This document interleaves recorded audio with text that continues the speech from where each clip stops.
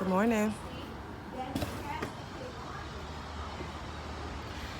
Good morning. Feeling myself today. Stop doing videos because I always will look at myself and be like, I don't like the way I'm looking right now. My face look blah, blah, blah. I look ashy. I don't care. Good morning. Drink your water.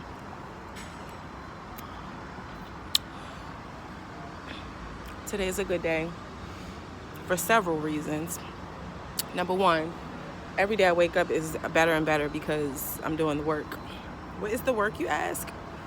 My shadow work. Being alone, spending time focused, meditating, listening, writing, praying, showing myself love and providing self-care. I am creating, I'm designing, I'm imagining, I'm re-envisioning, I am manifesting, I am aware. I am exercising my will. I am being generous with my thought and with my feeling and giving it to what makes me feel empowered. And only giving attention to the things that I value. I've been having some really great interactions with my family. I have definitely reconnected to my core in a way that I just had forgotten about.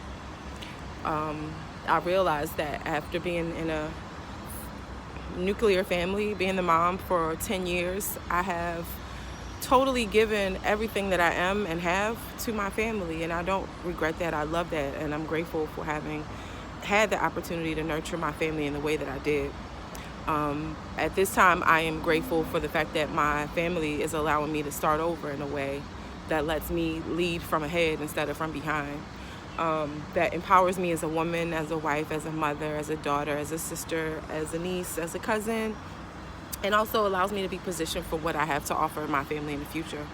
Because I think a lot of times I've watched my mom be my age. I've seen her go through what it is I deal with and not have anyone show up and support except for maybe like my aunt, her sister, my uncle, but my godmother, of course.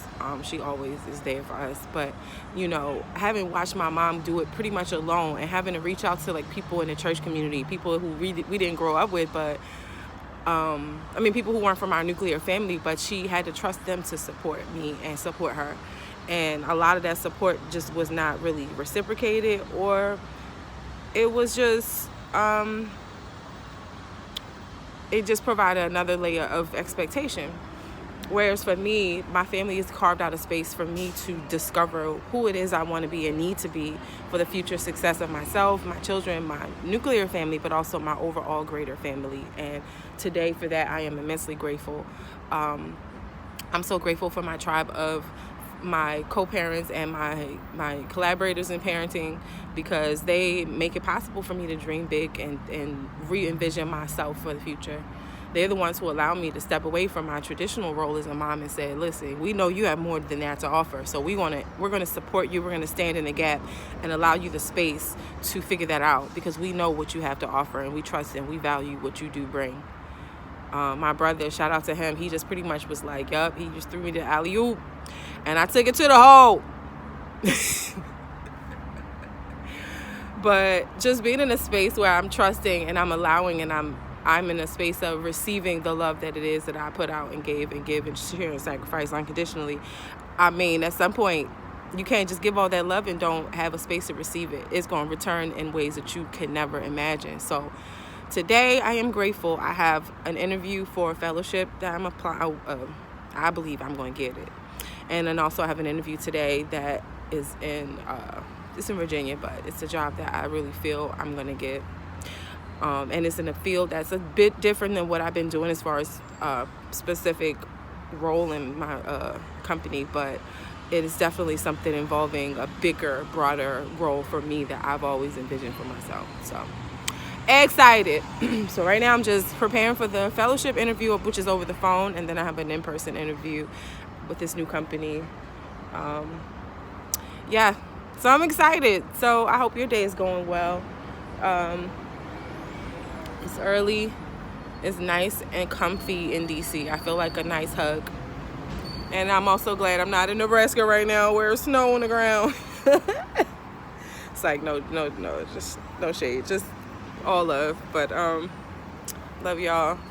Thank you for letting me be myself again. And shout out to my soul tribe supporting me in this transition, because everybody kept talking about 2020, the 2020 vision. It's going to be turned up.